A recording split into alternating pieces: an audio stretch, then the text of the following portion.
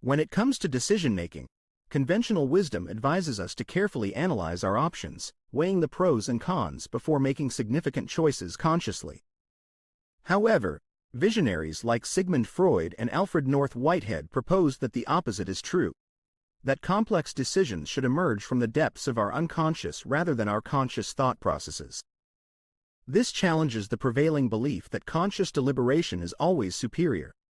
But it's not entirely uncommon to also receive the well-meant advice from friends and family when faced with a difficult choice to sleep on it, one that suggests allowing our unconscious mind to grapple with complex problems. Despite the skepticism surrounding the unconscious as a relatively stupid system, its role in decision-making has increasingly been appreciated, with several notable scientists and artists proclaiming its benefits in their own attempts to solving complex problems or dealing with their creative blocks. To comprehend this, we must first distinguish between conscious and unconscious thought processes.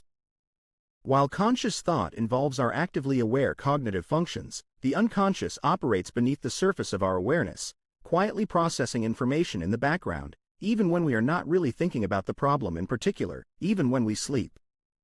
More than half a century ago, researchers started to try to quantify the processing capacity of the conscious and the unconscious mind, with prominent cognitive psychologist George A. Miller demonstrating in 1956 that the average amount of information that can be kept under conscious scrutiny is about 7 units of information, with some people capable of less and others just slightly more.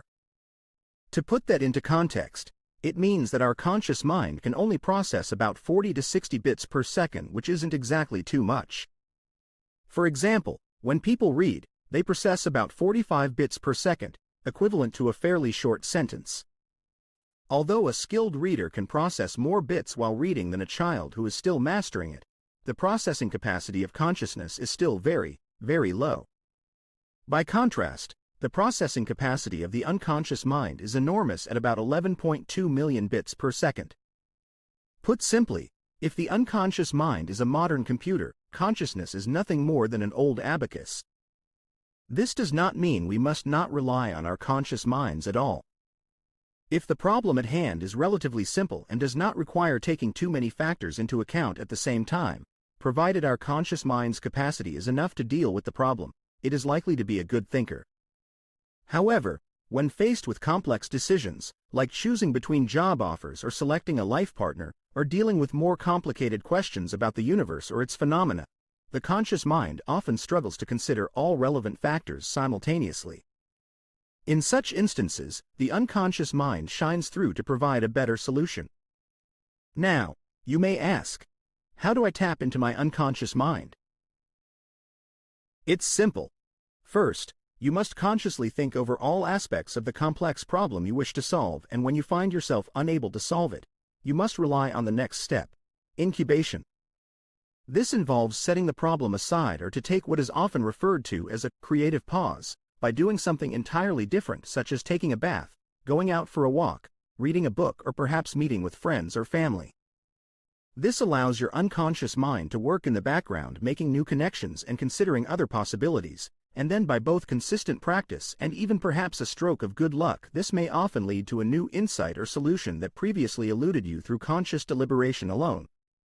In conclusion, while conscious thought plays a crucial role, particularly in making quick decisions and moderating initial impressions, the unconscious mind proves invaluable for tackling complex decision-making. By embracing moments of creative pause, stepping back, or simply allowing ourselves time to reflect, we can unlock the power of our unconscious mind, paving the way for deeper insights, better decisions, and enhanced creativity. If you found this exploration valuable, consider subscribing to our channel for more insightful pearls of wisdom and knowledge across diverse topics. Until next time, stay curious and keep exploring.